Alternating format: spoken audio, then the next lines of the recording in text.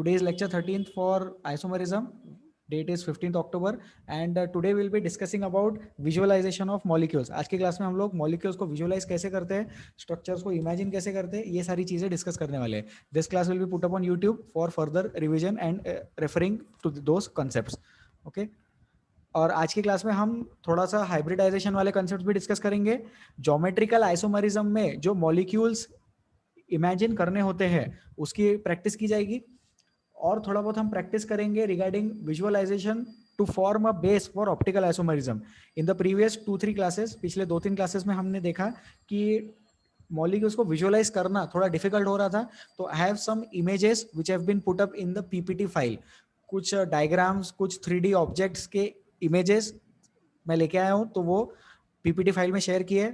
Okay sir has sent those PPTs to me and I have used those PPTs to create my own PPT. And I will also be using one software, एक website हम use करने वाले हैं, and I will be using it on my screen so that you can have a look. उसके बाद आप वो practice घर पे कर सकते हैं. ठीक है. Further links will be shared as we progress in the topic. Okay, तो सबसे पहले एक दरवाजे का एग्जाम्पल मेरे को डिस्कस करना है आपके साथ में. तो यहाँ पे दरवाजा लिखा है, आप लोगों को दिख रहा होगा. तो इमेजिन करो कि ये एक दरवाजा है. ठीक है.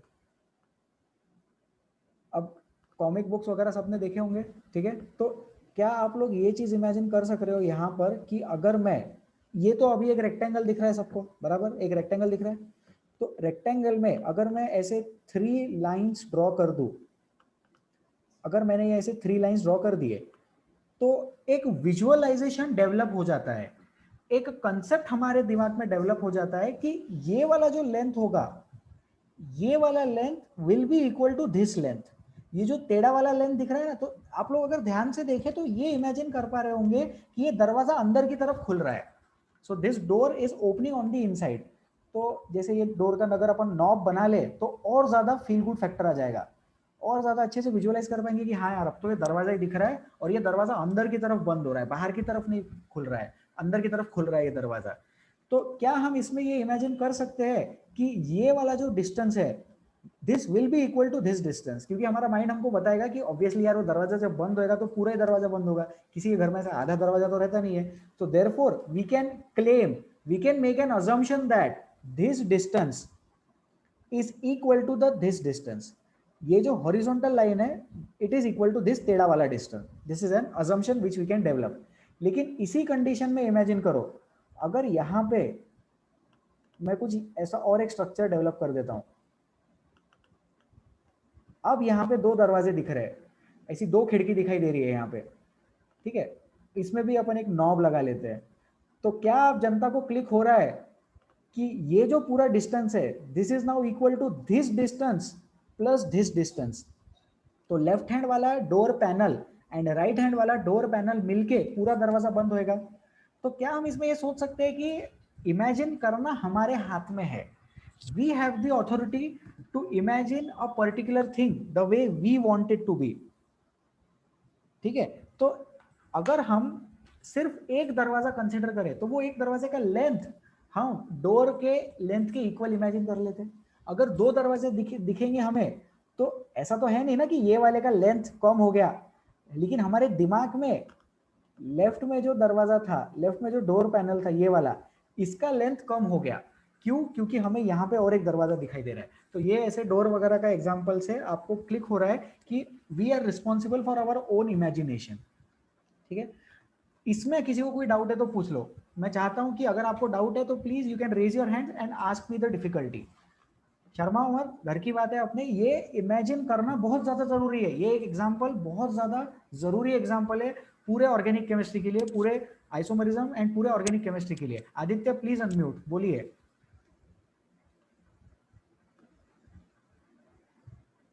सर एक बार रिपीट करो ना सर. बिल्कुल. देखिए ये दरवाजा है. अगर ये दरवाजा अपन इमेजिन करें तो ये वाला जो डिस्टेंस दिख रहा है ये डिस्टेंस हॉरिजॉन्टल डिस्टेंस के इक्वल हो जाएगा. मतलब मैं ये बोल रहा हूं कि ये जो ऑरेंज कलर की लाइन दिख रही है, this orange coloured line, the length of this orange coloured line must be equal to the length of the pink coloured line. क्योंकि दरवाजा जब बंद होगा तो पूरा ही बंद होगा. ठीक है, लेकिन इसी कंडीशन में अगर अपन लेफ्ट हैंड साइड में और एक पैनल लगा दे, लेफ्ट हैंड साइड में और एक अपन ने जैसे डोर का पैनल लगा दिया और वो डोर के पैनल के साथ में अपन ने उसको नॉब भी लगा दिया, तो उसका मतलब ये थोड़ी हुआ कि जो ऑरेंज कलर की लाइन थी उसकी लेंथ कम हो गई। ऑरेंज कलर की लाइन तो अभी भी उतनी है ना, लेकिन हम इमेजिन करते वक्त अब ये समझेंगे कि orange plus green should be equal to the pink length. तो imagining a particular thing is in our own hands, we are responsible for our own imagination. तो जब रिक्वायरमेंट थी तो हमने ऑरेंज को पिंक के इक्वल इमेजिन कर लिया, अभी रिक्वायरमेंट है ऑरेंज प्लस ग्रीन को पिंक के इक्वल इमेजिन करने की, and therefore we can do that. तो ये हम खुद से इमेजिन कर पाए। कुछ लोग अगर नहीं कर पाए होंगे तो मेरे बोलने के बाद इमेजिन कर पाए होंगे, कुछ लोग अगर अभी भी इमेजिन नहीं कर पाए तो प्लीज हाथ उठाए और मुझे बताए। मैं नहीं चाहता हूं कि क्लास में एक भी स्टूडेंट ऐसे हो जिनको ये क्लिक नहीं हो रहा है कि मैं बता क्या रहा हूं। जब एक पैनल था तो एक पैनल में पिंक और ऑरेंज इक्वल था, लेकिन जब दूसरा पैनल आ गया तो ऑरेंज और ग्रीन को इक्वल बनना पड़ा पिंक वाले लेंथ के। तो ये चीज हमारे ब्रेन ने ही अपने को बताया, अपने माइंड ने ही अपने को इमेजिन करके बता दिया, उसमें अपने को खुद से कुछ ज्यादा सोचना नहीं पड़ा, लेकिन सिर्फ मैं आपको ये बता रहा हूं कि आपने क्या क्या सोचा होगा। तो जब ये रेड कलर का दरवाजा अकेला था तो पहली कंडीशन थी, लेकिन जब रेड कलर के दरवाजे के साथ में ग्रीन कलर का दरवाजा आ गया तो दूसरी कंडीशन अपने आप दिमाग में डेवलप हो गई। तो ऑरेंज कलर की लाइन को अपने दिमाग में छोटा नहीं बना दिया, लेकिन अपने को कन्विंस कर दिया कि orange plus green must be equal to pink. Any doubts in this, any concerns, any difficulties, any problems? चलो कोई डाउट नहीं है, बहुत बढ़िया, वी विल मूव अहेड। अब थोड़ा मॉलिक्यूल्स के बारे में बात करते हैं। तो ये एग्जांपल को मैं दरवाजा एग्जांपल बोलता हूँ, ठीक है, तो याद रखना इसको। ठीक है, अब अपन हाइब्रिडाइजेशन इन मीथेन देखते हैं, मीथेन में हाइब्रिडाइजेशन कैसा होता है देखते हैं। तो ये जो है ये 2s ऑर्बिटल है, ये जो ऊपर दिख रहा है ना ये कार्बन है, 2p 2y sorry 2px 2py 2pz। तो can you see that s orbital is spherical. अब ये जो अल्फाबेट लिखा है यहाँ पे ये साई लिखा है, श्रोडिंगर का साई इक्वेशन है ये, ऐसा लिखते हैं उसको। ठीक है, तो ये श्रोडिंगर का साई वेव फंक्शन रहता है, उसको जाने तो वो अपने काम का नहीं है। सिर्फ इतना समझो कि जब हाइब्रिडाइजेशन होता है तो हाइब्रिडाइजेशन के टाइम पे कैसा रहता है, एक s का ऑर्बिटल रहता है और p के 3 ऑर्बिटल रहते हैं, है ना। अपन sp3 के बारे में बात करना चाहते हैं अभी, we are talking about sp3 molecule. तो we have 1 s orbital and we have 3 p orbitals. तो इसका हाइब्रिडाइजेशन करने के बाद ये कुछ sp3 ऐसा ऑर्बिटल बन जाता है। तो जो P वाला रहता है, P वाला उसको ऐसा शेप लिखते हैं, ऐसा गोलाकार रहता है, ये है ना, डम्बेल शेप बोलते हैं इसको, सुना होगा आप लोगों ने डम्बेल शेप। तो P वाले में एक रहता है बॉन्डिंग ऑर्बिटल और एक रहता है एंटी बॉन्डिंग ऑर्बिटल। जाहिर सी बात है जो बॉन्डिंग ऑर्बिटल रहेगा वही अपने काम का है। तो इस वाले डायग्राम में रेड कलर वाली चीज जो है वो बॉन्डिंग ऑर्बिटल है। जो 2s है 2s वो तो पूरा ही रेड कलर का है क्योंकि वो पूरा का पूरा बॉन्डिंग में पार्ट ले रहा है। लेफ्ट वाले डायग्राम की बात कर रहा हूं मैं, एस वाला जो ऑर्बिटल है वो पूरा का पूरा बॉन्डिंग में पार्ट ले रहा है। पी वाला ऑर्बिटल का जैसे पी एक्स वाई देखो, देखो 2py, देखो 2py वाई एक्सिस पे जो 2py प्रेजेंट है उसमें ऊपर का गोला पार्ट ले रहा है, नीचे का गोला पार्ट नहीं ले रहा है।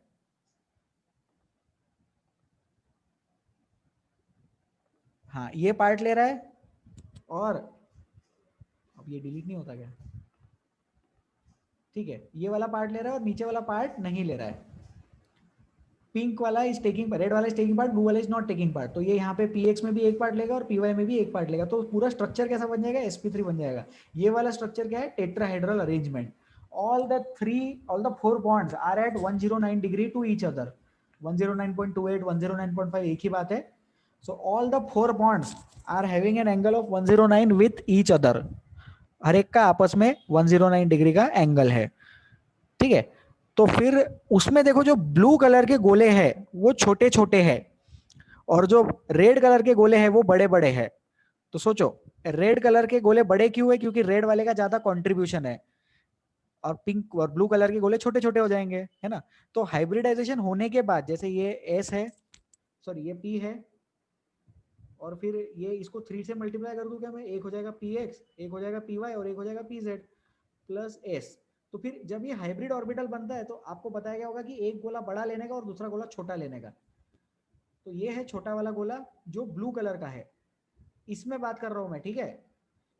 ये छोटा गोला ब्लू कलर का है और बड़ा गोला रेड कलर का है जो बॉन्डिंग में पार्ट ले रहा है। तो निगेटिव वाला एंटी बॉन्डिंग ऑर्बिटल, पॉजिटिव वाला bonding orbital. Molecular orbital theory में आप लोगों ने पढ़ा होगा, ठीक है। एक एक चीज मैं यहाँ पे शेयर करना चाहूंगा, जब मैं खुद 11th-12th में था, तो जब ऑर्गेनिक केमिस्ट्री मुझे स्टार्ट कराया गया था, तब मॉलिकुलर ऑर्बिटल थ्योरी तो जाने दो, मेरे को वैलेंस बॉन्ड थ्योरी भी नहीं पता था।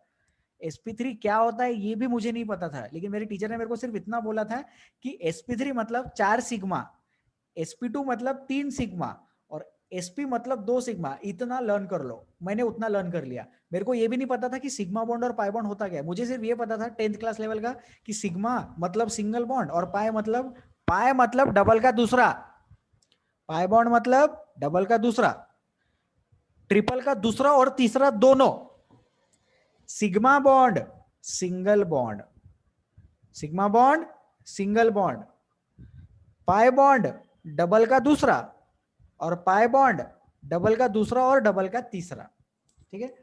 तो ये वाला मॉलिक्यूल sp3 है, उसमें एंटी बॉन्डिंग वाला ब्लू कलर का है निगेटिव और बॉन्डिंग वाला पॉजिटिव।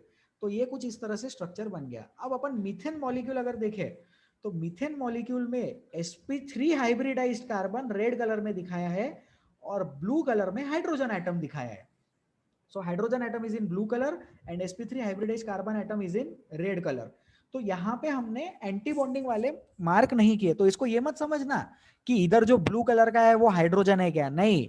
ये जो ब्लू है, ये वाला ब्लू एंटी बॉन्डिंग है 2pz का, वो गया। अब ये जो हाइड्रोजन है, ये अलग हाइड्रोजन आया और उसने sp3 के बॉन्डिंग वाले से बॉन्डिंग कर ली और ऐसे 4 हाइड्रोजन आ गए चारों अलग अलग डायरेक्शन से और 109 का एंगल बना के टेट्राहेड्रल बन गया methane. Methane molecule CH4 molecule, ठीक है। बीच में कार्बन है और अगर आप ध्यान से देखें तो ये जो बॉन्ड बॉन्ड दिख रहे हैं 2 इलेक्ट्रॉन से, ये एक इलेक्ट्रॉन हाइड्रोजन का आया और एक इलेक्ट्रॉन कार्बन का आया। तो वो इलेक्ट्रॉन्स को अपन ने ऐसा मार्क किया है, ऐसे मार्क करते हैं इलेक्ट्रॉन्स को, ठीक है। कुछ कुछ बुक्स में, कुछ कुछ वेबसाइट्स पे इलेक्ट्रॉन्स को ऐसे भी मार्क करते हैं, कुछ फर्क नहीं पड़ता, सही की बात है। पूरा एरो लिखो या आधा एरो लिखो, one and the same thing, doesn't matter, ठीक है। तो ये हो गया बॉन्डिंग, तो ये बन गया CH4 मीथेन sp3 हाइब्रिडाइज्ड। तो this is an example of hybridisation of sp3 format for methane. Any doubts in this? If you have any concerns please raise your hands. किसी को कोई doubt?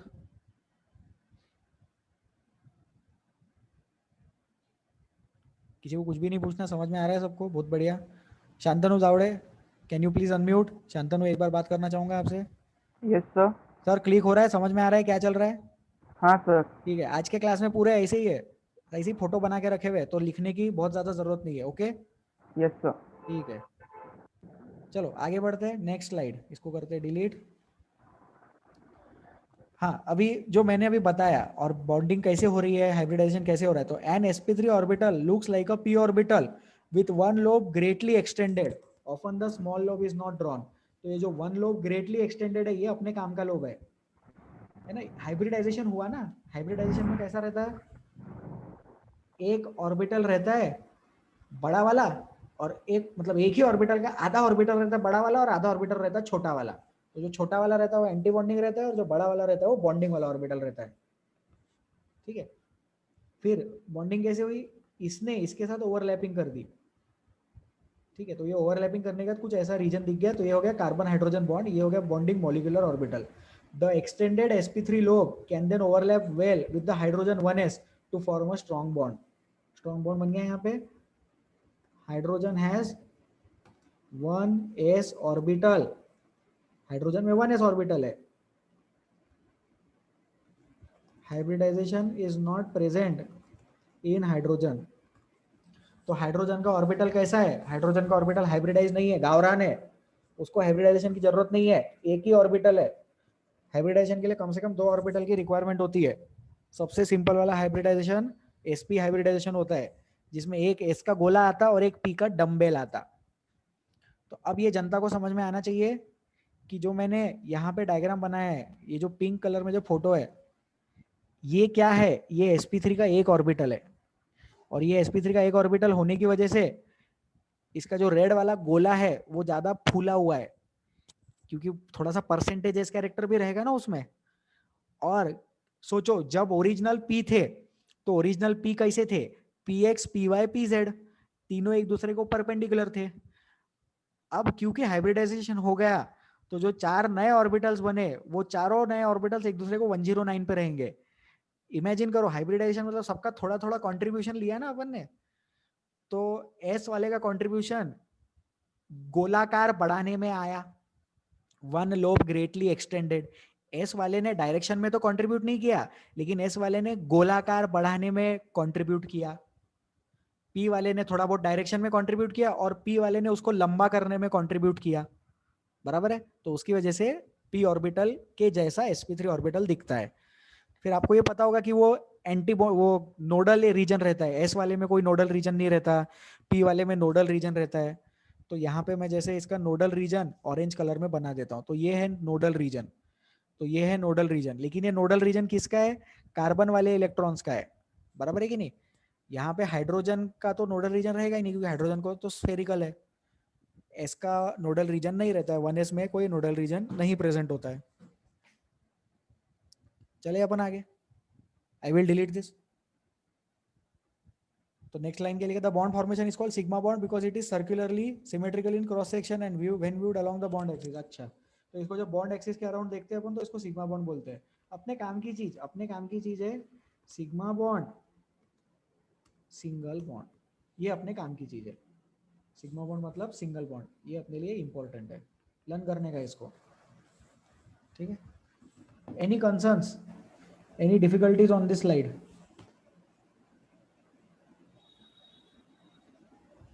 No doubts, very good. I guess थोड़ा hybridisation वाला part अपन जल्दी जल्दी ले सकते हैं क्योंकि हाइब्रिडेशन आता है जनता को, ठीक है। अब ये मीथेन का स्ट्रक्चर देखो, तो 3 dimensional shape of molecule, virtually all molecules process a 3D shape. As a matter of fact सारे मॉलिक्यूल्स 3D शेप के रहते हैं। 4 bonds around carbon which are not all in plane but rather in tetrahedral arrangement, that is all 4 CH bonds point towards the corner of regular tetrahedron.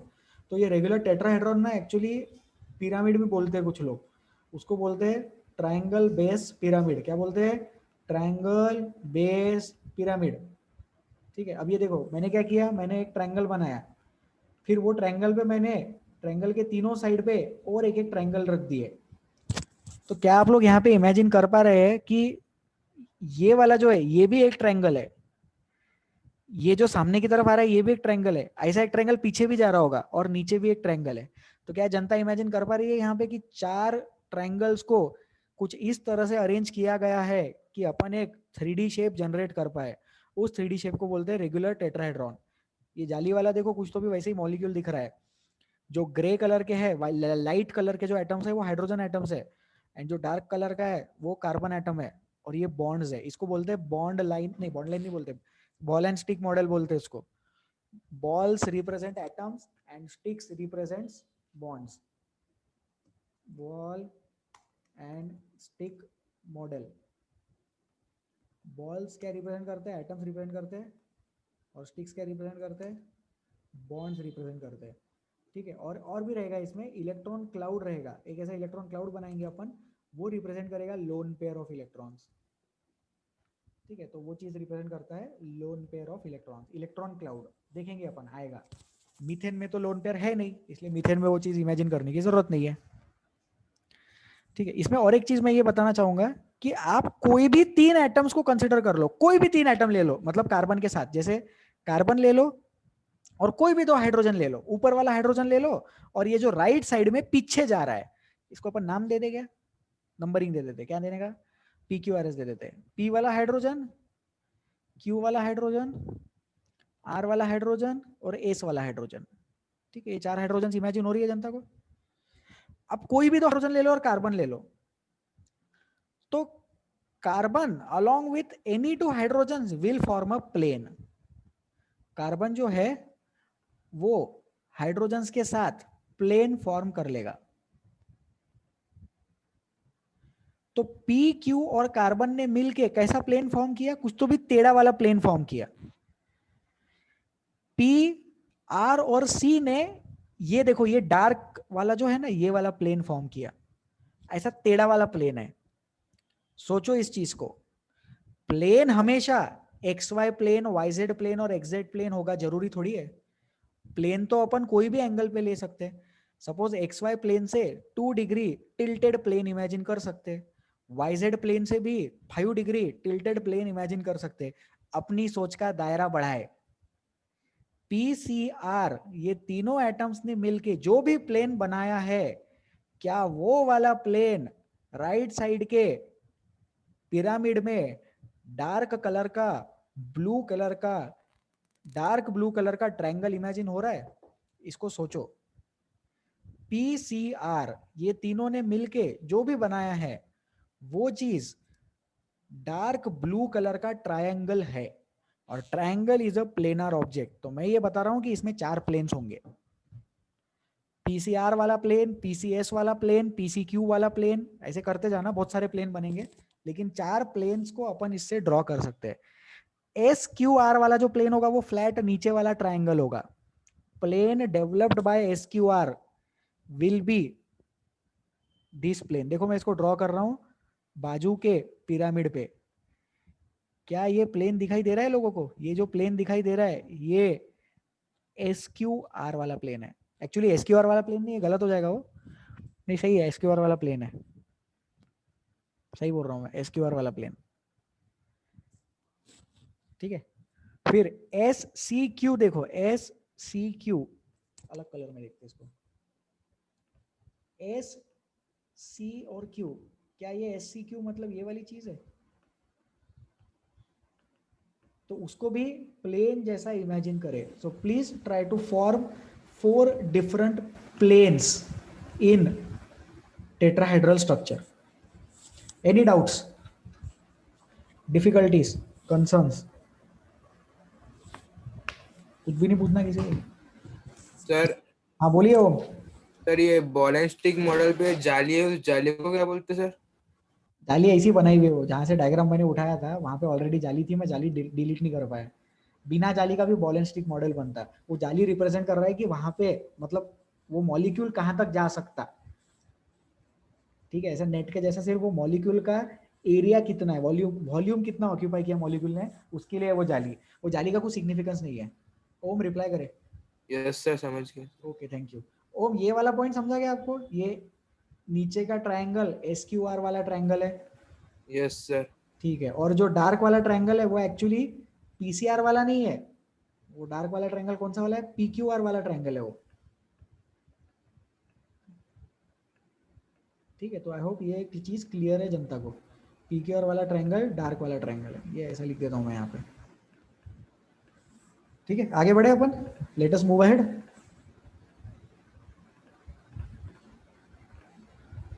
हाँ तो वही वाला diagram थोड़ा बड़ा करके बता दिया है।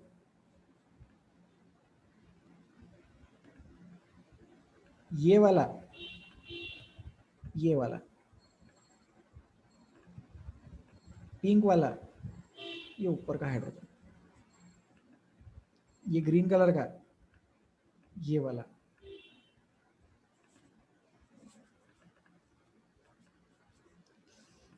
और ये ऑरेंज वाला जो सामने आ रहा है वो वाला। ठीक है, अब मैं कुछ और इमेजिन कराना चाहता हूँ जनता से जो अभी यहाँ पे स्क्रीन पे प्रेजेंट नहीं है। आप लोग इमेजिन करें कि ये वाले स्टिक को पकड़ के मैंने ऐसा 109 से घुमा दिया। घुमा सकते हैं इसको, जैसे ये वाला जो स्टिक था ना, पिंक और ब्लैक कलर, पिंक वाला हाइड्रोजन और ब्लैक कलर का जो कार्बन है, उसको पकड़ के ऐसा मैंने 109 डिग्री से, बराबर 109 डिग्री से घुमा दिया। तो वैसा घुमाने के बाद इमेजिन करो जो ऑरेंज वाला है, नीचे जो ऑरेंज वाला दिख रहा है ना, ये ग्रीन की जगह ले लेगा, जो ग्रीन वाला है वो रेड की जगह ले लेगा, और जो रेड वाला है वो ऑरेंज की जगह ले लेगा। सोचे इस चीज को। देखने में क्या लगता है, ये जो ऑरेंज और ग्रीन है ये छोटा डिस्टेंस लगता है, और ग्रीन वाले को ऐसा लगता है अरे बाप रे पूरा घूम के आना पड़ेगा रेड बनने के लिए। लेकिन ऐसा नहीं है, जितना डिस्टेंस, जितना एंगल ऑरेंज और ग्रीन में है उतना ही डिस्टेंस ग्रीन और रेड में ही है। Same same distance, same same angle. तो 109 से घुमाने के बाद रेड बन गया ऑरेंज, ऑरेंज बन गया ग्रीन, और ग्रीन घूम के आया रेड की जगह। लेकिन घूम के आया सिर्फ अपने को लग रहा है, है ना, वो डिस्टेंस सेम ही है। रेड से जितना दूरी पे ऑरेंज है उतना ही दूरी पे रेड से ग्रीन है, लेकिन ज्यादा इसलिए लग रहा है क्योंकि वो पीछे की तरफ है। तो ये चीज इमेजिन करे, दरवाजे वाले एग्जांपल से रिलेट करने की कोशिश करें इसको। रेड और green and red and orange are equidistant. ठीक है, okay, any doubts, difficulties in this slide? ये तो इजी होगा, आई डोंट थिंक इसमें कोई कंसर्न होगा जनता को। ठीक है, गुड, वेरी गुड।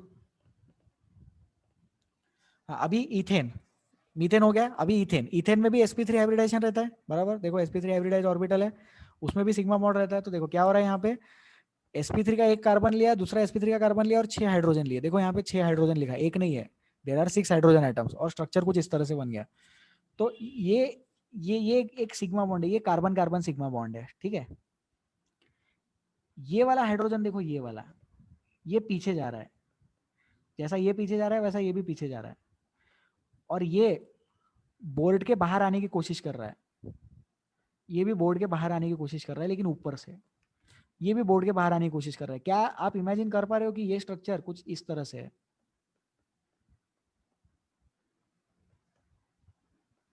जिसमें हर एंगल वापस 109 का है। ये एंगल भी 109, ये एंगल भी 109, ये एंगल भी 109, all the angles are of 109 degrees, because both the carbon atoms are sp3 hybridized. Molecule is approximately tetrahedral around each atom. अभी approximately क्यों लिखा है, क्योंकि कार्बन हाइड्रोजन बॉन्ड और कार्बन कार्बन बॉन्ड में डिफरेंस रहता है ना। तो एग्जैक्ट एंगल 109 नहीं रहता है, लेकिन 19 चल जाता अपने को, अपन 109 ही कंसिडर करें उसको। एक्चुअली कैसा है, कार्बन कार्बन बॉन्ड थोड़ा ज्यादा लंबा रहता है। लेंथ मैं लिख देता हूँ ये चीज,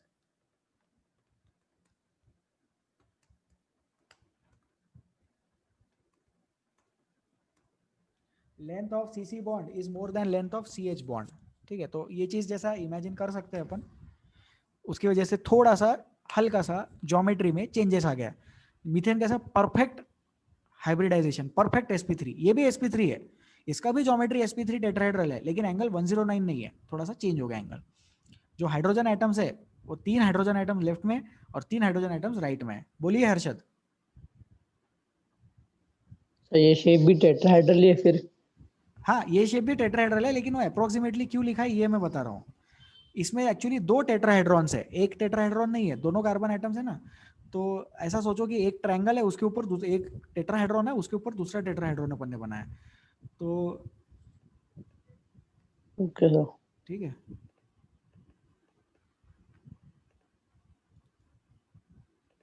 पिंक कलर के डायग्राम को फॉलो करें।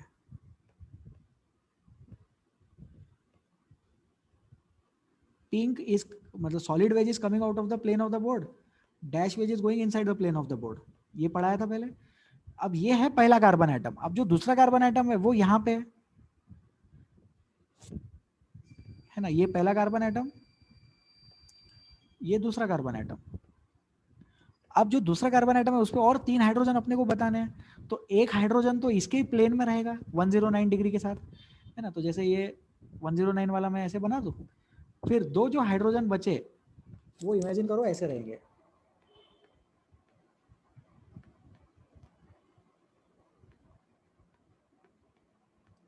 One coming out of the plane and one going inside the plane. ठीक है, तो एक और पॉइंट, एनी CHC नहीं,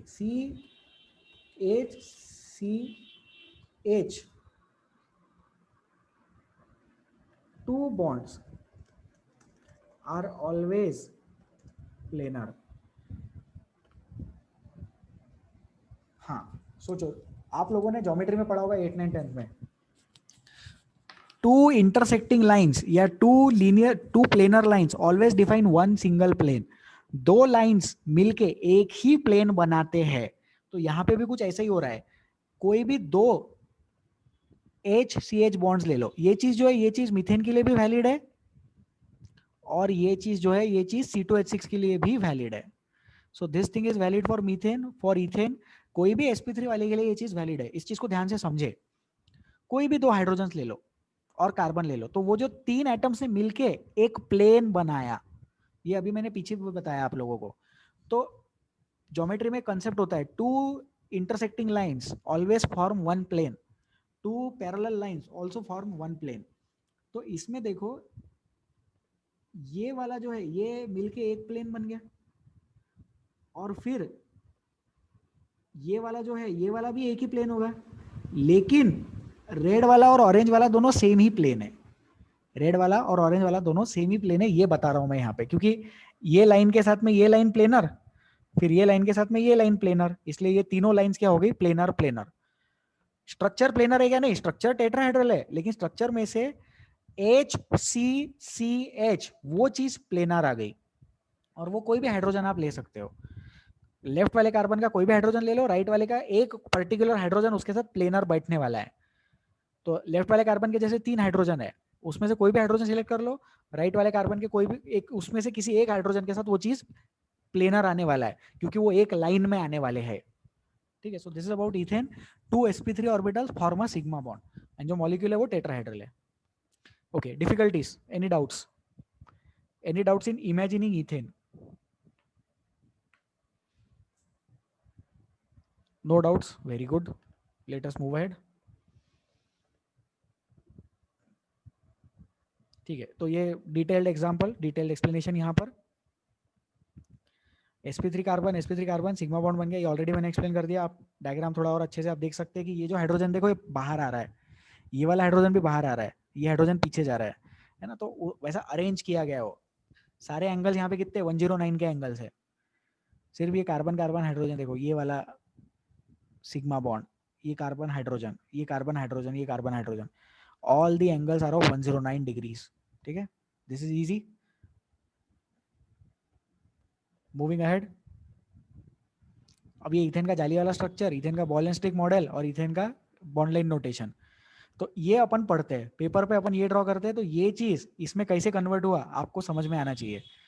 तो नंबरिंग करते क्या इसको, P Q R, तो ये जो R है ये इन द प्लेन है, P वाला पीछे की तरफ जा रहा है, Q वाला सामने की तरफ आ रहा है, इधर XY Z लगा देते हैं, X Y Z, Z वाला इन द प्लेन है, Y वाला बाहर की तरफ आ रहा है, और X वाला अंदर की तरफ जा रहा है, X is going inside the plane of the board. तो क्या ये स्ट्रक्चर देख के समझ में आता है जनता को कि Z वाला हाइड्रोजन कार्बन कार्बन और R वाला हाइड्रोजन ये सारे लीनियर होने की वजह से प्लेनर हो गए, क्योंकि वो इन द प्लेन है ना। सिर्फ इतना ही नहीं, अगर अपन R वाले हाइड्रोजन के साथ देखें, R वाला हाइड्रोजन कार्बन कार्बन और ये P वाला हाइड्रोजन ये भी प्लेनर आने वाला है, क्योंकि कार्बन कार्बन बॉन्ड तो सिर्फ एक लाइन है ना, line can be a part of any plane. ये अगर लाइन है तो ये line plane of the board में भी है, परपेंडिकुलर टू द बोर्ड में भी है, 3 degree to the plane of the board भी है, 10 degree to the plane of the board भी है। So one line defines infinite planes. तो कार्बन कार्बन की जो लाइन है it will also define infinite planes, लेकिन हमारे मॉलिक्यूल में it will define 3 planes, and those 3 planes will be Z और R वाला हाइड्रोजन वाला प्लेन, Y और Q वाला हाइड्रोजन वाला प्लेन, और X और P वाला हाइड्रोजन वाला प्लेन। तो ये 3 प्लेन्स अपन बना पाएंगे इस वाले स्ट्रक्चर से। Z R मिलके एक प्लेन बनेगा, Y Q मिलके एक प्लेन बनेगा, और X P मिलके भी एक प्लेन बनेगा, क्योंकि X और P देखो डैश वेज पे है, तो डैश वेज वाला डैश वेज के साथ प्लेनर, सॉलिड वेज वाला सॉलिड वेज के साथ प्लेनर, और इन द प्लेन वाला तो है ही प्लेनर, Z और R तो है ही प्लेनर। मॉलिक्यूल को घुमा के देखो, सोचो अगर मैं इस मॉलिक्यूल को घुमाऊं तो ऐसा तो कर नहीं सकते ना कि 1 नंबर के कार्बन को अपन घुमाएंगे और 2 नंबर के कार्बन को नहीं घुमाएंगे, ये थोड़ी पॉसिबल है। दोनों को साथ में घुमा के देख लो, तो दोनों को अगर साथ में घुमाएंगे तो पूरा मॉलिक्यूल एक साथ घूमेगा। Z वाला किसकी जगह जाएगा, Z वाला पूरा घुमाएंगे ऊपर की तरफ, तो X की जगह लेगा, X वाला Y की जगह लेगा, और Y वाला Z की जगह ले लेगा।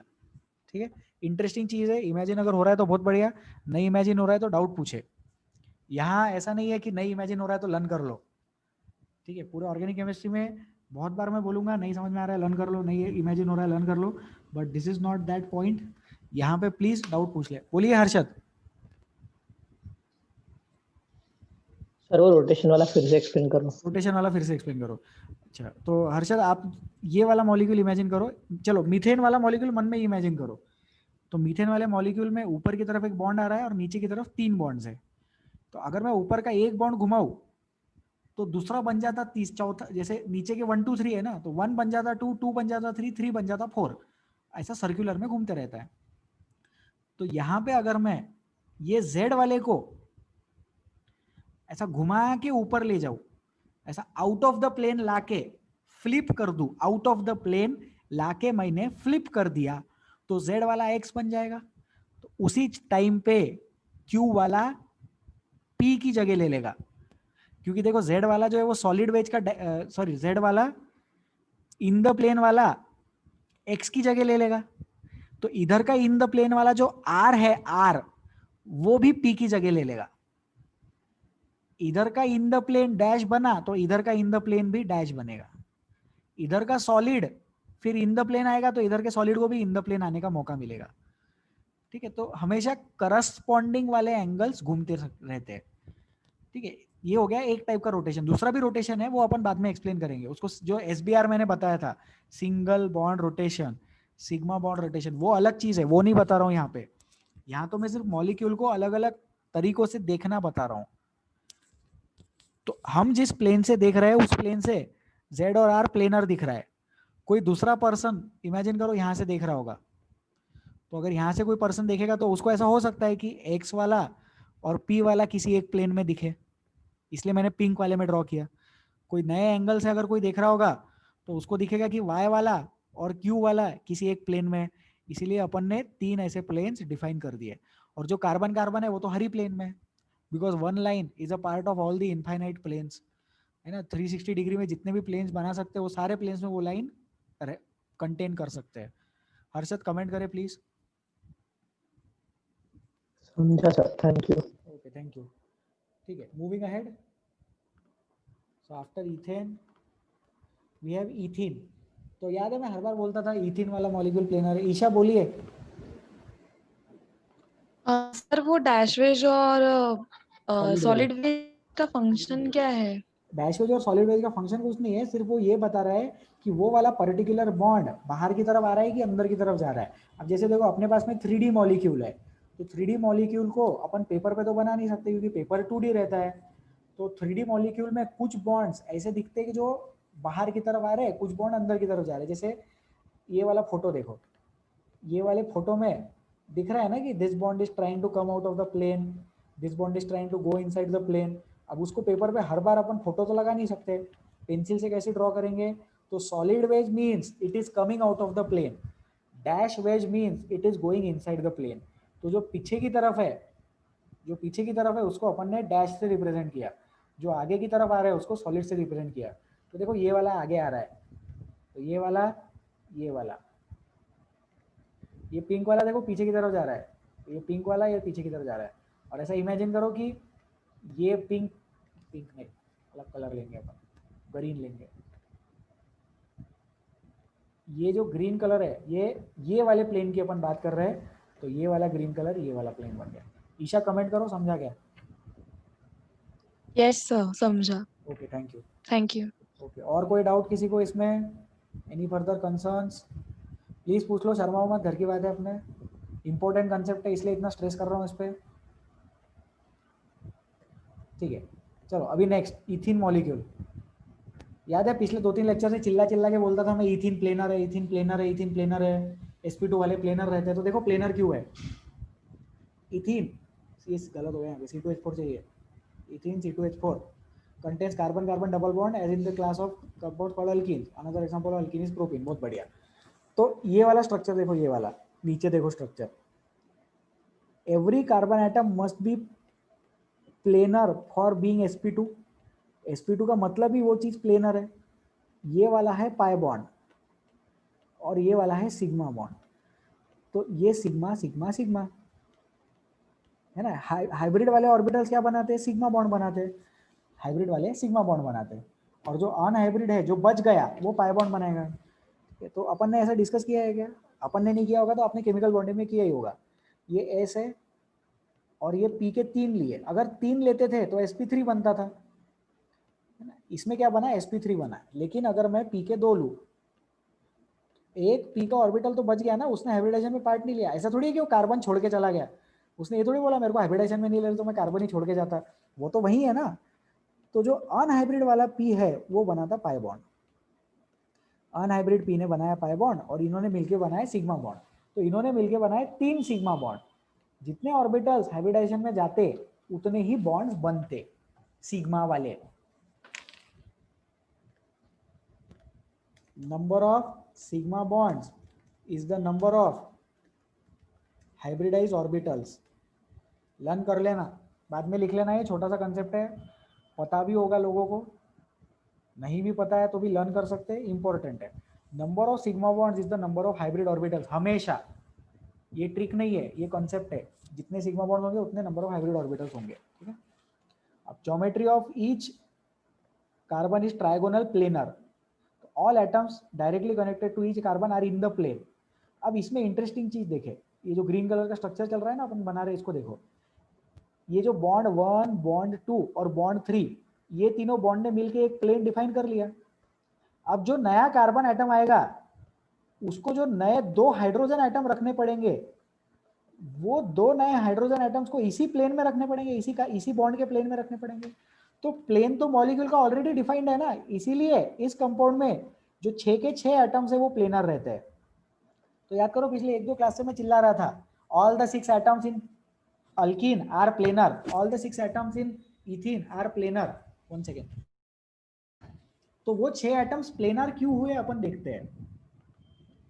ये हाइड्रोजन, ये हाइड्रोजन, ये कार्बन और ये कार्बन, सिर्फ इतना इमेजिन करो, ये वाला हाइड्रोजन, ये वाला हाइड्रोजन जाने दो, सिर्फ इतना इमेजिन करो कि ये जो कार्बन है इसके 3 बॉन्ड्स हैं। अब ये तीनों बॉन्ड एक ही प्लेन में होने चाहिए क्योंकि sp2 हाइब्रिडाइज्ड है। फिर ये कार्बन ने अगर ये वाला बॉन्ड इस प्लेन में रखा है तो ये कार्बन को भी जबरदस्ती ये 2 हाइड्रोजन उसी प्लेन में रखने पड़ेंगे। तो ये डैश वेज और ये सॉलिड वेज नहीं चाहिए यहाँ पे, इधर सॉलिड और डैश है इसलिए यहाँ पे सॉलिड और डैश लिखा है। Actually the structure is completely planar, proper planar है, ये पूरा का पूरा एक ही मॉलिक्यूल है, एक ही प्लेन है। ये इथीन को या प्रोपीन को, कोई भी अल्कीन को, मतलब इथीन प्रोपीन को अपन प्लेन में रख सकते, ऐसा मॉलिक्यूल को पेपर पे रख सकते, ठीक है। एक थोड़ा सा हाई लेवल का कंसेप्ट बताओ यहाँ पे, छोटा सा, इस कार्बन को सोचे, ये जो कार्बन है ये कार्बन sp3 हाइब्रिडाइज्ड है। तो ये जो कार्बन रहेगा, ये कार्बन इन दोनों के साथ उसी प्लेन में रहेगा, प्लेन ऑफ द मॉलिक्यूल में। इस कार्बन का एक हाइड्रोजन भी उसी प्लेन में रहेगा, लेकिन इसके 2 hydrogen out of the plane चले जाएंगे।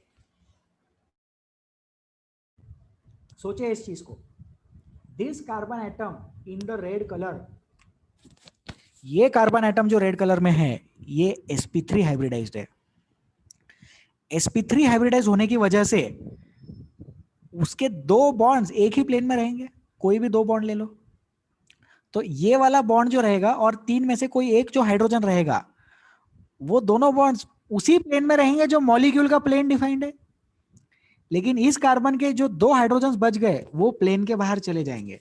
तो अगर अपने को रास्ते पे कोई चलते चलते पूछे कि प्रोपीन प्लेनर मॉलिक्यूल है क्या, तो आंसर इज नो।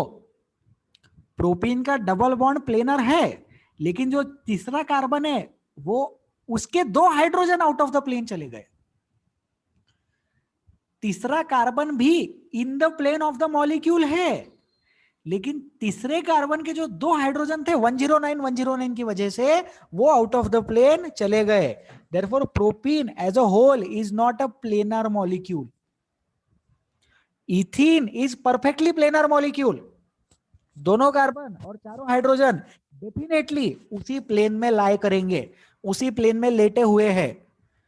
प्रोपीन के मॉलिक्यूल में 2 कार्बन और ये अकेले अकेले हाइड्रोजन और एक कार्बन और उसका भी एक हाइड्रोजन एक ही प्लेन में लेटा हुआ है, और जो तीसरा कार्बन है उसका एक हाइड्रोजन बोर्ड के नीचे जा रहा, पेपर के नीचे जा रहा, और एक हाइड्रोजन पेपर के ऊपर आ रहा। इस चीज को इमेजिन करें और मुझे बताए कि जम रहा है क्या, हो रहा है क्या, समझ में आ रहा है क्या, नहीं आ रहा है तो डाउट पूछे। सर ये इथीन में हाँ जो लेफ्ट वाले दो हाइड्रोजन और दोनों कार्बन को समझो एक ट्रायंगल पकड़ लिए, तो हाँ फिर वो एक प्लेन में होना चाहिए। हाँ बराबर। तो और फिर राइट वाले हाइड्रोजन को उसी ट्रायंगल में होना की जरूरी नहीं ना, अगर वो स्टैंडिंग ट्रायंगल भी हुआ तो भी वो कार्बन कार्बन और वो एक ही प्लेन में, मतलब एक ही प्लेन में पकड़ लेंगे ना। बराबर है, आप जो बोल रहे हो मैं समझ गया। अभी आप ये देखो, आपने ट्रायंगल बनाया तो ये ट्रायंगल की बात कर रहे हो, बराबर। Yes sir. हाँ, फिर वैसा अपन राइट साइड वाले हाइड्रोजन के रिस्पेक्ट में भी ट्रायंगल बना सकते हैं। तो मैं ये बोल रहा हूँ कि ये ऑरेंज वाला ट्रायंगल, सॉरी, ऑरेंज वाला ट्रायंगल और रेड वाला ट्रायंगल कोप्लेनर है।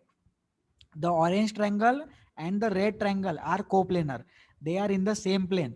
ये हाइड्रोजन, ये दोनों हाइड्रोजन प्लेन छोड़ के जा नहीं सकते, वो कार्बन उनको जाने नहीं देगा, क्योंकि कार्बन sp2 प्लेनर रहता है। ये कार्बन का plane plane of the paper है, तो ये कार्बन को भी खुद का plane plane of the paper जबरदस्ती बना के रखना पड़ता है। ज्योमेट्री अलाउ नहीं करेगा उसको आउट ऑफ द प्लेन जाने के लिए। तो ये जो चारों हाइड्रोजन एटम दिख रहे हैं, वो चारों हाइड्रोजन एटम उसी प्लेन में है। ऑरेंज कलर वाले दो हाइड्रोजन एटम्स भले ही रेड वाले ट्रायंगल में नहीं है, लेकिन रेड वाले ट्रायंगल के प्लेन में है, इसीलिए रेड ट्रायंगल और ऑरेंज ट्रायंगल दोनों कोप्लेनर है। शांतनु कमेंट।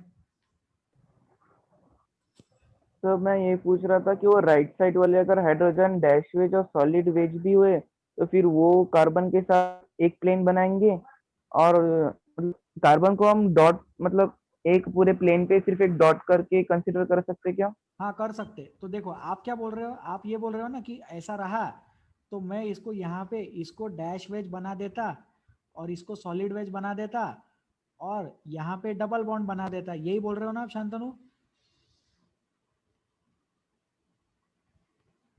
हेलो। हाँ यस सर। हाँ, ऐसा नहीं, ये नहीं चलता, ये गलत हो जाएगा। This is wrong, this is not valid, this is incorrect, क्योंकि ये सॉलिड वेज और डैश वेज पे रह ही नहीं सकते, उनको उसी प्लेन में रहना जरूरी है, उनको वही प्लेन में ही आना पड़ेगा कंपल्सरीली।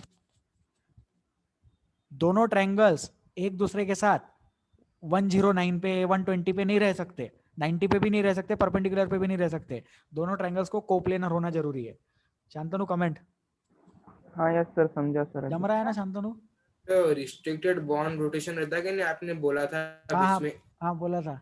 तो उस केस में तो ऐसा हो सकता नहीं कि मतलब वो रोटेट हो रहा है लेकिन रोटेट होते होते बीच में रुक गया उसको। हाँ, तो रोटेट हो रहा है, बीच में रुक गया मतलब रोटेट हुआ ही नहीं, वो रोटेट होने के लिए जस्ट घर से निकला और उसके ध्यान में आ गया कि वहां पाई बॉन्ड है, तो वो वहीं रुक गया, आधा डिग्री भी रोटेट नहीं हुआ। ओम कमेंट।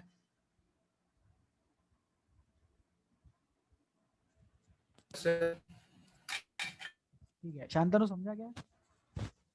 हाँ सर। ओके ठीक है, आगे बढ़े क्या अपन? चलो अपन आगे बढ़ते हैं अभी। ठीक है, आई विल डिलीट दिस नाउ। नहीं, एक मिनट, और कुछ है क्या इसमें? हाँ, बॉन्ड एंगल्स 120 डिग्री है, कॉर्नर्स ऑफ रेगुलर ट्रायंगल, वही जो ट्रायंगल की बात है। कंसेप्ट सिर्फ ये है कि रेड वाला ट्रायंगल और ऑरेंज वाला ट्रायंगल प्लेनर रहने चाहिए। ठीक है, next let us move ahead. अभी ये वो sp2 हाइब्रिडाइजेशन ही है, ऑलरेडी मैंने एक्सप्लेन कर दिया, तो ये डायग्राम अपन देख लेते हैं। जो ब्लू कलर है वो पाई बॉन्ड बनाने वाला है, वाई वाला जो दिख रहा है ना वो पी वाई, ये जो पी वाई है ये अनहाइब्रिड वाला पी ऑर्बिटल है, ये पाई बॉन्ड बनाएगा। और ग्रे वालों ने sp2 वाले जो ग्रे वाले हैं उन्होंने सिग्मा बॉन्ड बनाने के लिए हाइब्रिडाइजेशन किया है। तो ग्राउंड स्टेट, वो हाइब्रिडाइजेशन पता है सबको, एक्साइटेड स्टेट में एक इलेक्ट्रॉन चला जाता है ना। फिर 1s की तो अपन बात ही नहीं करते। अब sp2 वाले के ये जो है ये ग्रे वाले है, ये ग्रे वाले है, और ये वाला जो है 2p का एक इलेक्ट्रॉन ये पाई बॉन्ड बनाएगा, 2p वाला एक इलेक्ट्रॉन पाई बॉन्ड बनाएगा, और ग्रे वालों ने सिग्मा बॉन्ड बना लिया। sp2 वाले सिग्मा बॉन्ड बनाएंगे और 2p वाला पाई बॉन्ड बनाएगा। ये p वाला अनहाइब्रिडाइज्ड है, 2py p वाला अनहाइब्रिडाइज्ड है।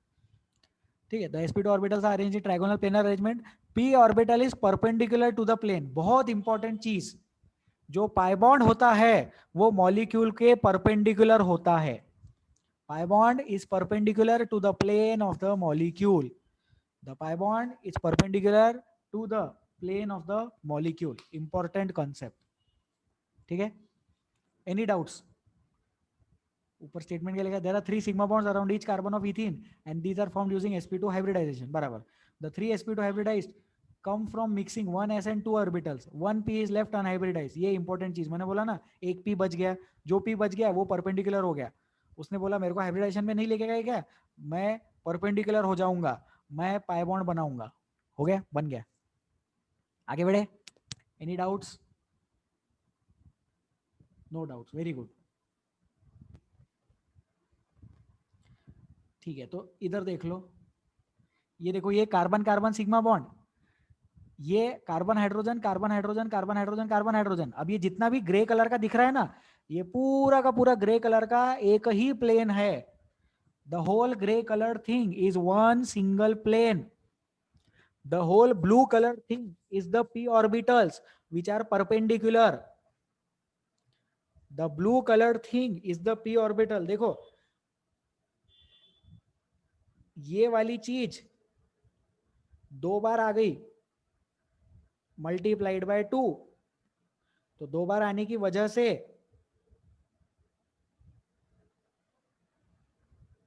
ऐसा स्ट्रक्चर बन गया, और उसमें 4 हाइड्रोजन भी लेके आ गए अपन बाहर से.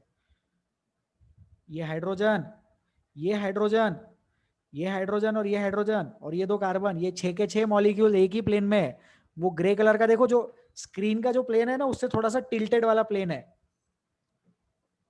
अगर वो स्क्रीन के प्लेन में अपन मॉलिक्यूल लिखते ना, तो पीछे वाला हाइड्रोजन सामने वाला हाइड्रोजन से छुप जाता, इसलिए थोड़ा सा उसको टेढ़ा करके लिखा है अपन ने.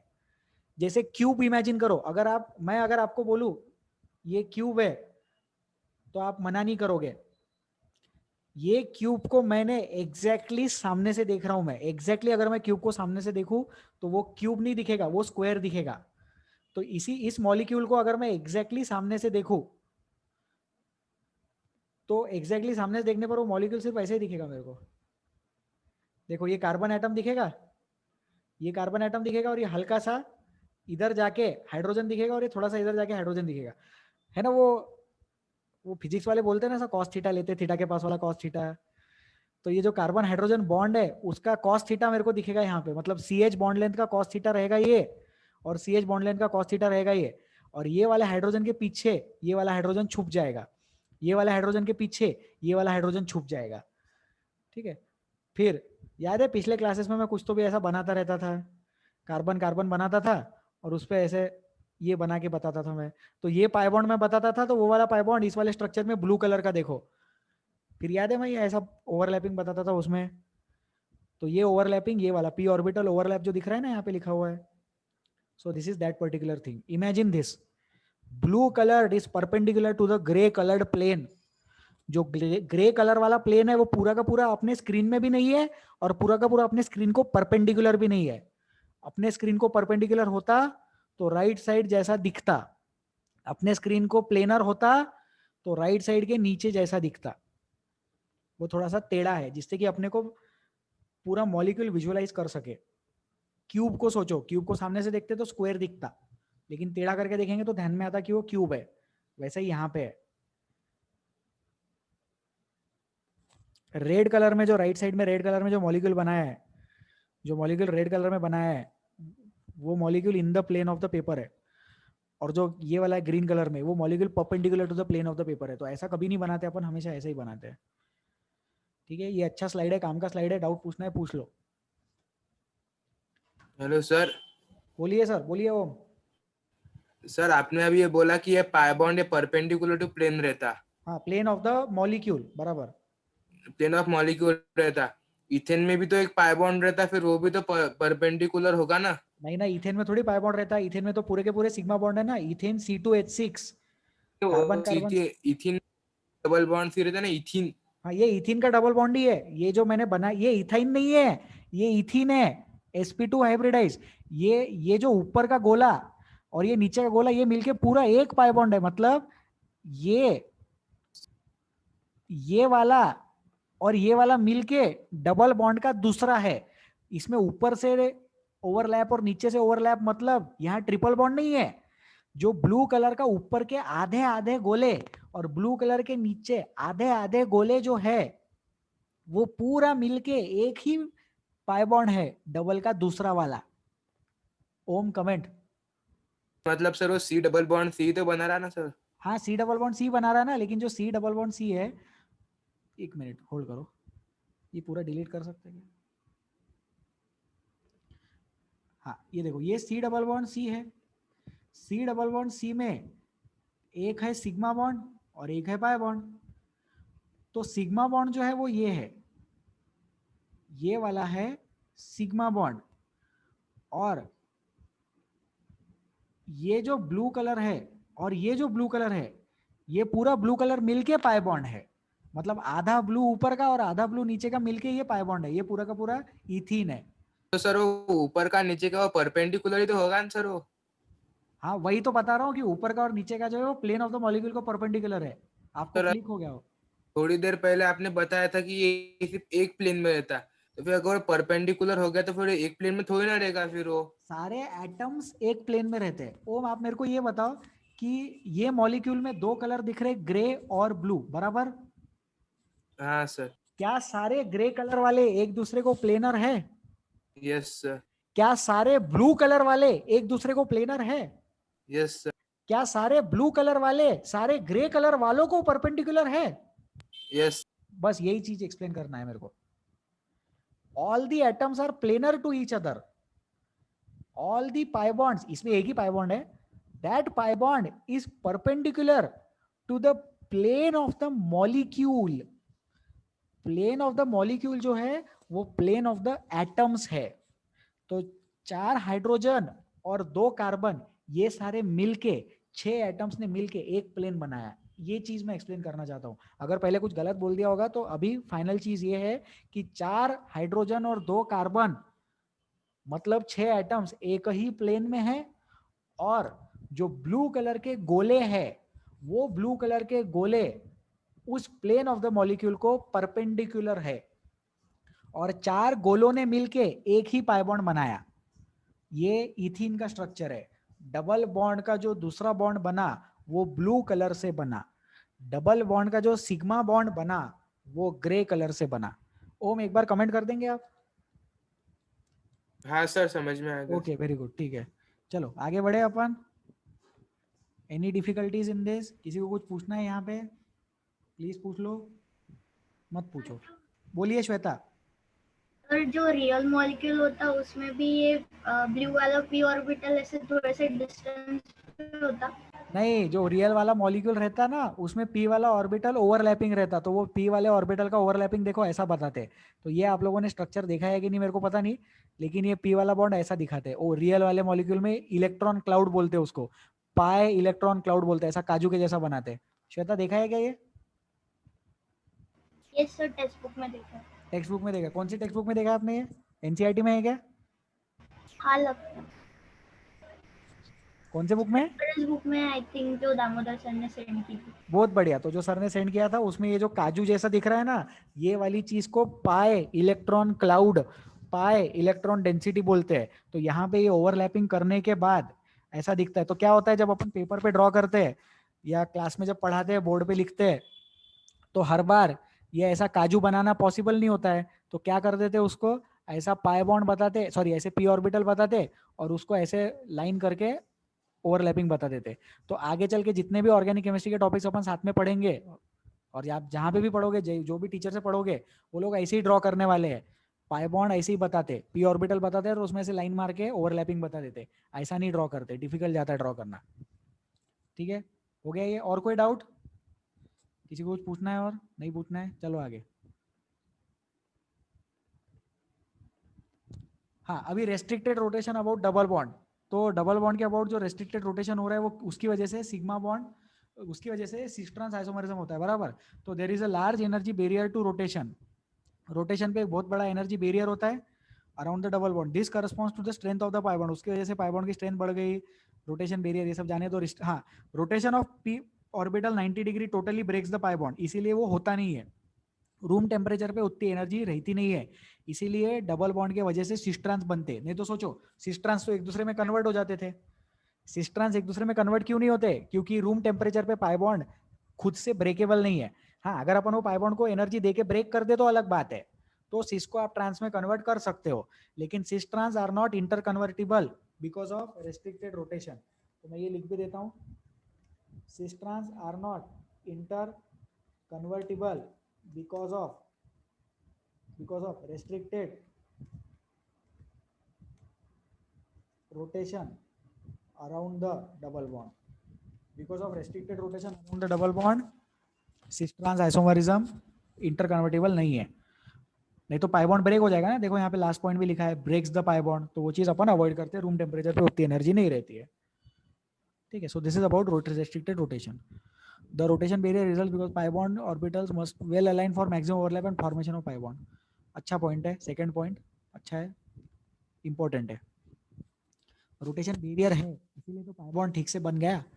नहीं तो रोटेशन कर सकता था तो पाई बॉन्ड बनता ही नहीं था. ठीक है. नेक्स्ट. तो ये देखो, ये रोटेट करने के बाद ऐसा दिखेगा तो वो पॉसिबल नहीं है, इसलिए नो बड़ा हो गया वो. ठीक है. So C double C single bond C, और वो घूम नहीं सकता इसलिए ये पॉसिबल नहीं है. पाई बॉन्ड ब्रेक हो जाएगा ना उससे. Next, cis trans isomerism. तो इस पे अपन ने डिस्कस किया है. We have already discussed about this thing कि cis trans isomerism are result of restricted rotation about double bond. These isomers have same connectivity of atoms and differ only the arrangement of atoms in space. याद है चिल्ला चिल्ला के बोलता था space में atoms का अरेंजमेंट चेंज हो गया, स्पेस में एटम्स का अरेंजमेंट चेंज हो गया, इसलिए सिस ट्रांस बन गया. तो वही वाली चीज है. This molecule below do not super impose on each other. ये अपन देखेंगे आगे क्या रहता है सुपर इम्पोज. और cis trans isomerism is not possible if one carbon atom has identical group. तो देखो ये क्लोरीन क्लोरीन सेम है ना, और यहाँ पे भी क्लोरीन क्लोरीन सेम है, तो ये सेम सेम होने की वजह से सिस ट्रांस नहीं शो करेगा. और ये वाला शो करता है सिस ट्रांस. ये दिख भी रहा है, सिस लिखा है यहाँ पे और ये ट्रांस लिखा है. तो ये चीज मैंने पढ़ा दिया है आपको ऑलरेडी. तो सिस ट्रांस आइसोमरिज्म क्यों होता है? डबल बॉन्ड के बाद रोटेशन पॉसिबल नहीं है इसलिए होता है. तो वो डबल बॉन्ड के बाद क्यों रोटेशन पॉसिबल नहीं है? तो पाई बॉन्ड टूट जाएगा. और पाई बॉन्ड क्यों टूटेगा? तो वो पिछले स्लाइड पे देखा अपन ने, मॉलिक्यूल को इमेजिन करके अपन सीख लिए वो चीज. अब वो चीज कंसेप्ट आ गया है. नहीं समझ में आया तो लर्न कर लेना. Cis trans isomerism double bond के साथ एग्जिस्ट करता है. ठीक है. Any doubts? I don't think इसमें कोई डाउट होगा. इस पे बहुत अपन ने स्टडी किया है पहले. ठीक है, गुड. Will go ahead. अभी sp कार्बन, इथाइन वाले स्ट्रक्चर पे देखते हैं अपन. इथाइन, अपन ने इथेन देखा, इथिन देखा, इथिन देख के अपन ने उसका सिस ट्रांस भी देख लिया. अब अपन इथाइन देखेंगे, sp कार्बन. तो जो अभी कितने होते हैं sp कार्बन में? ट्रिपल बॉन्ड लगाते हैं कि नहीं अपन? C डबल बॉन्ड C, और ये इधर अपन H लिखते हैं. एक सेकेंड. हाँ, so hydrogen and C double bond C. तो इसमें देखो हर कार्बन एटम के कितने हैं? 2 सिग्मा बॉन्ड है, और 2 सिग्मा होने के साथ साथ क्या है? 2 पाई बॉन्ड है. तो ये वाले स्ट्रक्चर में जो पाई बॉन्ड है वो p ऑर्बिटल बनाएंगे, तो ब्लू कलर का और येलो कलर का. तो ग्रे कलर वाले ने सिग्मा बॉन्ड बनाया. तो देखो एक sp ऑर्बिटल, ये सिग्मा बॉन्ड पीछे की तरफ जाएगा, ये सिग्मा बॉन्ड आगे की तरफ जाएगा, और ये जो 2 पाई बॉन्ड्स है वो एक दूसरे को परपेंडिकुलर रहेंगे. तो इसमें देखो, इसमें क्या होता है?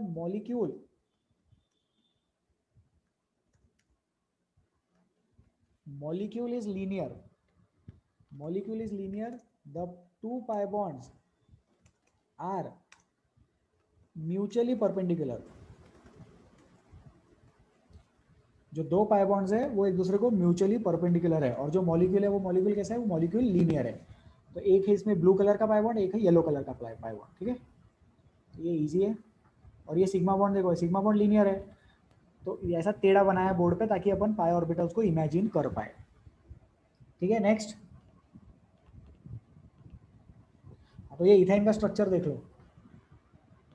तो ये इथाइन का स्ट्रक्चर अगर मैं बोर्ड पे ड्रॉ करूं in the plane of the board, तो वो ऐसा दिखेगा. और एक पाई बॉन्ड मेरे को ऐसा दिखेगा, ब्लू वाला. और फिर जो येलो वाला पाई बॉन्ड होगा, वो येलो वाला पाई बॉन्ड मेरे को ऐसा परपेंडिकुलर बताना पड़ेगा. दिख रहा है ये ऐसा कि ये येलो वाला दिख रहा है, परपेंडिकुलर है ब्लू वाले को, है ना. और जो रेड कलर का है, ये जो रेड कलर की लाइन है, एक सेकेंड,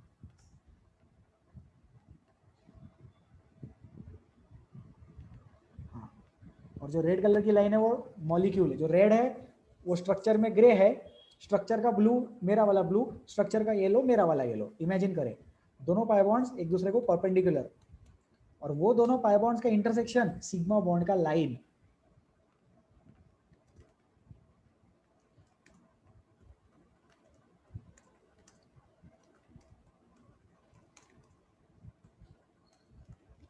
तो the intersection of the pi bond is the line of the molecule. Pi bond का जो इंटरसेक्शन है वही मॉलिक्यूल का लाइन है, क्योंकि ये मॉलिक्यूल तो लीनियर है ना।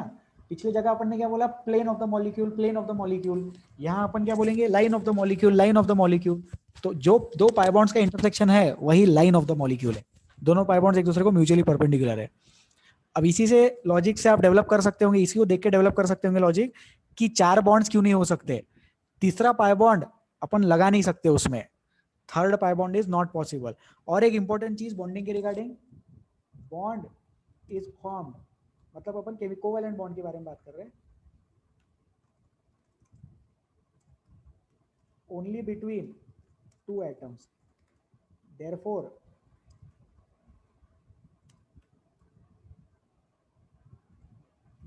Capacity is up to triple bond. Triple bond तक ही अपन जा सकते हैं। ठीक है ये चीज, एनी डाउट्स? ये भी इजी है, ये ऑलरेडी हुआ होगा केमिकल बॉन्डिंग में, बस स्ट्रक्चर अपन ने डायग्राम बता दिए। मेन रीजन मेरा डायग्राम विजुअलाइज करने का यही था कि हम सिस्ट्रांस इमेजिन कर पाए, और सिस्ट्रांस इमेजिन कर पाएंगे तो ज्योमेट्रिकल आइसोमेरिज्म के बाद वाला ऑप्टिकल आइसोमेरिज्म भी स्टडी कर पाएंगे। ठीक है, so I will delete this, let's move ahead. हाँ, अब ये इथाइन के डिफरेंट फॉर्मेशन है, ये जाली वाला। तो अभी श्वेता ने पूछा था कि वो ओरिजिनल मॉलिक्यूल में वैसे ही रहता है क्या, तो ओरिजिनल मॉलिक्यूल में मैंने बोला ओवरलैपिंग रहता है, वो काजू जैसा। तो ये देखो, ये काजू है, ऊपर का रेड कलर का, मतलब ये एक पाई बॉन्ड, ये पूरा का पूरा एक पाई बॉन्ड, ये ब्लू कलर का दूसरा पाई बॉन्ड। अब ये जो मॉलिक्यूल है, लेफ्ट वाले मॉलिक्यूल से जब अपन ये बीच वाले मॉलिक्यूल में गए, तो थोड़ा सा मॉलिक्यूल को टिल्ट भी करना सीखो, है ना। थोड़ा सा 90 डिग्री घुमा लिया अपन ने मॉलिक्यूल को, तभी जाके वो पाई बॉन्ड अच्छे से डेवलप होगा। ठीक है, और ये स्ट्रक्चर, ये जो ग्रे कलर के, ये हाइड्रोजन एटम्स है। एक्चुअली इसमें ना थोड़ा गलत लग रहा है मेरे को स्ट्रक्चर। ये जो पाई बॉन्ड बता रहा है, वो पाई बॉन्ड कैसा 90 डिग्री पे बता रहा है, एक ही पाई बॉन्ड टेढ़ा बता रहा है वो। मतलब ये रेड है तो ये भी रेड होना चाहिए था, और ये वाला ब्लू है पीछे का, तो ये वाला भी ब्लू होना चाहिए था, फिर हो जाता था वो अच्छे से। ठीक है, वो 180 डिग्री पे रहता है ना खुद, पूरा का पूरा पी जो है, पी का ऊपर का गोला और पी का नीचे का गोला 180 डिग्री पे रहता है। बोलिए शांतनु। सर शायद ये वाले डायग्राम में वो बॉन्डिंग और एंटी बॉन्डिंग उस हिसाब से कलरिंग की है उन्होंने, वो इलेक्ट्रॉन दिखाया है वहाँ अच्छा, पे। हाँ, राइट राइट राइट, बराबर। इसमें तो फिर वो, इसमें उन्होंने, इसमें भी वैसे ही करना चाहिए था ना फिर, बराबर। वो बॉन्डिंग और एंटी बॉन्डिंग है, करेक्ट। ये ABMO है, एंटी बॉन्डिंग वाला है, और रेड वाला बॉन्डिंग है। तो इसका बॉन्ड, तो ये पूरा एक पाई बॉन्ड, और बराबर, थैंक यू शांतनु। और ये दूसरा पाई बॉन्ड, और फिर ये एक ऊपर है और ये एक नीचे है। करेक्ट, वेरी गुड, बढ़िया। और ये जाली, ठीक है, ये इजी है फिर, thank you. Any doubts? Any doubts in this? No doubts. ठीक है, इथेन, इथेन, इथाइन, तीनों मॉलिक्यूल्स एक साथ कंपेयर कर लेते हैं। इथीन, ये इथेन इधर है, 109 डिग्री बॉन्ड लेंथ वगैरह गिवन है। बॉन्ड लेंथ आपको पता होगा, इथीन का, इथाइन का सबसे कम रहता है बॉन्ड लेंथ, इथेन का ज्यादा, इथेन का और ज्यादा। कार्बन कार्बन बॉन्ड लेंथ है ना, एज द हाइब्रिडाइजेशन इंक्रीजेस, मतलब as the percentage s character increases, electronegativity increases, as the electronegativity increases bond length becomes shorter. ये स्ट्रक्चर देखो, sp3 टेट्राहेड्रल, ये लीनियर, सॉरी प्लेनर, और ये लीनियर। तो देखो हम कहाँ से कहाँ जा रहे हैं, हम 3D में थे पहले, फिर हम 2D में गए, और 2D में जाने के बाद में हम 1D में चले गए। तो 1D मतलब लीनियर, 2D मतलब प्लेनर, 3D मतलब स्पेस। इजी है।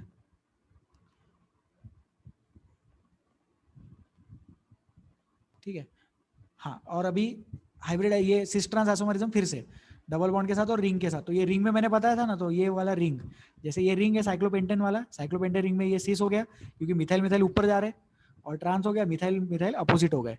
और यही वाली चीज यहाँ पे भी, ये तो ऑलरेडी आता है अपने को। रिंग वाला मैं ठीक से एक्सप्लेन नहीं कर पाया था। तो जो मिथाइल वाला है वो इमेजिन करो कि अपन कैसे ड्रॉ करेंगे फिर, सॉलिड वेज और डैश वेज में अपने को अगर ड्रॉ करने बोला है, तो उसको अपन कैसे रिप्रेजेंट करेंगे। तो मिथाइल को ऊपर लाते, तो इमेजिन कर लो कि मिथाइल को ऐसे अपन ऊपर लेके आ जाएंगे, सॉलिड वेज लगाएंगे, मिथाइल लगाएंगे। इधर भी क्या करेंगे, सॉलिड वेज लगाएंगे, मिथाइल लगाएंगे, फिर डैश वेज लगाएंगे, हाइड्रोजन लगाएंगे।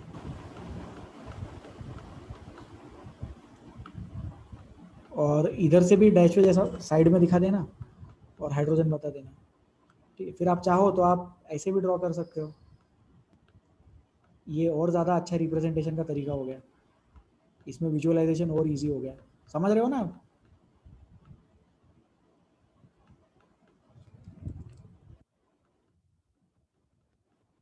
डॉटेड लाइन पीछे जा रही है, सॉलिड लाइन सामने आ रही है, ये और ज़्यादा बेटर है, ये ठीक ठाक है। इसका रिप्रेजेंटेशन मैंने ऐसा बनाया यहाँ पे, आप इसका बाद में ट्राई कर सकते हो ट्रांस वाले का, सिंपल है, ठीक है। डाउट्स? मुझे नहीं लगता इसमें कोई डाउट होगा, विजुअलाइज हो रहा है सबको।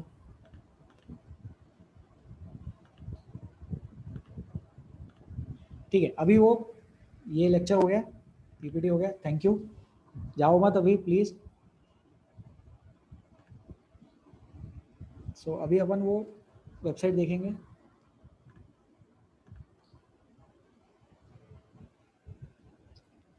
ठीक है, इससे पहले मैंने वेबसाइट शेयर नहीं किया है, ये क्या हो गया, ठीक है, इससे पहले मैंने वेबसाइट शेयर नहीं किया है, तो प्लीज़ आप एक बार बता दो कि दिख रहा है क्या वेबसाइट। कोई भी स्टूडेंट अनम्यूट होकर बता दो। हाँ सर, Yes, दिख sir. हाँ सर दिख रहा है। ठीक है, thank you thank you thank you. तो ये वेबसाइट मैं शेयर कर दूंगा, phet.colorado.edu, कोलोराडो यूनिवर्सिटी अमेरिका में, यूएस में।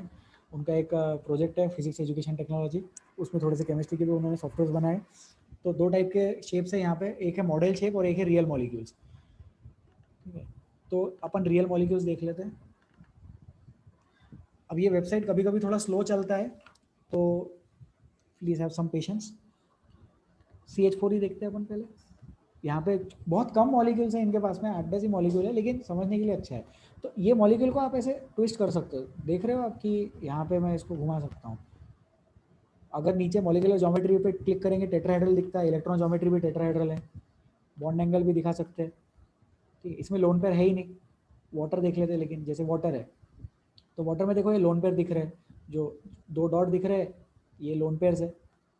बॉन्ड एंगल भी दिखाना हो तो दिखा सकते हैं, लोन पेयर नहीं दिखाना हो तो बिना लोन पेयर के वाटर का मॉलिक्यूल बेंड शेप आप लोगों ने सुना होगा, इसको ऐसे पकड़ के ऐसे घुमा सकते हैं तो मॉलिक्यूल इमेजिन हो जाएगा। ठीक है, अब देखो इसका ज्योमेट्री, मॉलिक्यूलर ज्योमेट्री को हम लोग शेप बोलते हैं, तो शेप आता है बॉन्ड पेयर से और ज्योमेट्री आती है लोन पेयर से, लेकिन ये लोग मॉलिक्यूलर ज्योमेट्री और इलेक्ट्रॉन ज्योमेट्री बोलते हैं। तो इलेक्ट्रॉन ज्योमेट्री मतलब हमारा ज्योमेट्री और मॉलिक्यूलर ज्योमेट्री मतलब हमारा शेप। आप इसको याद रखें, shape is bent shape and electron geometry या ज्योमेट्री इज टेट्राहेड्रल। ठीक है, तो जैसा अमोनिया रहता है, एक रहता है वाटर, एक रहता है अमोनिया और एक रहता है CH3। तो अमोनिया में देख लो लोन पेयर के साथ अगर बताना चाहे अपन तो ऊपर की तरफ लोन पेयर आ जाएगा, ये मॉलिक्यूल को घुमा सकते हैं, है ना। फिर ये 1 bond is going inside the plane, 1 bond is coming out of the plane, आप विजुअलाइज कर सकते हैं। एंगल हटा दो। तो इसका मॉलिक्यूलर ज्योमेट्री क्या है, ट्राइगोनल प्लेनर है और इलेक्ट्रॉन ज्योमेट्री इज टेट्राहेड्रल। तो ऐसे आप बाकी के मॉलिक्यूल्स स्टडी कर सकते हैं अपने फ्री टाइम में, टाइम पास के लिए देखते रहना इसको। BRF5, PCl5 का स्ट्रक्चर मेरे को अच्छा लगा था। फिर अभी क्या है कि इन्होंने और ज़्यादा कैसे डेवलप कर सकते थे ये लोग, PCl3 Br2 बना सकते थे, PCl2 Br3 बना सकते थे, तो उसमें अपने को इक्वेटोरियल और एक्सियल वाले बॉन्ड समझ में आते थे, लेकिन अब उन्होंने नहीं बनाया, कोई बात नहीं। इसमें बॉन्ड एंगल्स दिखा सकते हैं, बॉन्ड एंगल्स दिखा सकते हैं इसमें, लेकिन लोन पेयर नहीं दिखा सकते क्योंकि इसमें लोन पेयर है ही नहीं। लोन पेयर वाला कोई मॉलिक्यूल अपन ले लेते हैं, जैसे ClF3 में लोन पेयर रहेंगे, तो देखो 2 लोन पेयर है यहाँ पे, ठीक है, 2 लोन पेयर और 3 क्लोरीन के आइटम्स। तो इसका शेप टी शेप आप लोगों ने लर्न किया होगा, तो देखो टी शेप कैसे दिख रहा है, इलेक्ट्रॉन हटा दे, देखो टी शेप दिख गया। तो टी शेप है मतलब प्लेनर रहता है, तो ClF3 प्लेनर रहता है, ऐसा मुझे पढ़ाया गया था, तो अपन लर्न कर सकते हैं। ठीक है, तो ये वेबसाइट है। इसमें और एक चीज़ बताना चाहूँगा, मॉडल्स। हाँ, तो इसमें आप different number of bonds introduce कर सकते हो। तो जैसे ये सिर्फ एक एटम है, ठीक है। अब जैसे एक एटम के साथ में मेरे को एक डबल बॉन्ड लगाना है और 2 लोन पेयर लगाने हैं, तो देखो ये 2 लोन पेयर लगा दिए। फिर ये इसका ज्योमेट्री क्या बन जाएगा, लीनियर बन जाएगा, लेकिन ट्रायगोनल प्लेनर रहेगा। एक लोन पेयर हटा दो, फिर लीनियर है। लोन पेयर हटा के एक डबल बॉन्ड के साथ में 2 सिंगल बॉन्ड लगा देंगे, तो ये बन गया sp2 कार्बन जैसा दिख रहा है। ये हाइड्रोजन है, ये हाइड्रोजन है और ये लेफ्ट साइड में कार्बन रहेगा। अब ये भी लिमिटेड है, अपने को जैसा चाहिए वैसा नहीं है, और भी मैं सॉफ्टवेयर ढूंढ रहा हूँ और भी वेबसाइट ढूंढ रहा हूँ, but this is a good website, so I wanted to share this with you. तो ये शेयर कर देंगे अपन, ठीक है। बाकी तो एक बार वेबसाइट पता चल जाए तो उस पर हिट एंड ट्रायल तो अपन कर ही सकते हैं, है ना। फिर देखो ऐसे ऐसा स्ट्रक्चर बन सकता है क्या? बन सकता है, लेकिन वो उस केस में उसकी वैलेंसी उतनी रहनी चाहिए। कितने लोन पेयर लगा सकते हैं? 3 4। अब ये 4 लोन पेयर और 3 ट्रिपल बॉन्ड, अब ये प्रैक्टिकली पॉसिबल नहीं है, ऐसा कोई मॉलिक्यूल नहीं रहता, मुझे नहीं लगता ऐसा कोई मॉलिक्यूल है क्या, बट ये मॉडल्स में खुद से हिट एंड ट्रायल कर सकते हैं। रियल मॉलिक्यूल में इनके पास में जो लिस्ट में मॉलिक्यूल्स है उसके स्ट्रक्चर्स आप लोग देख सकते हैं, इमेजिन कर सकते हैं, तो थोड़ा इजी हो जाएगा विजुअलाइजेशन, और केमिस्ट्री जो बोरिंग सब्जेक्ट माना जाता है थोड़ा इंटरेस्ट भी आ जाएगा। ठीक है, किसी को कुछ पूछना है इसमें? Any doubts?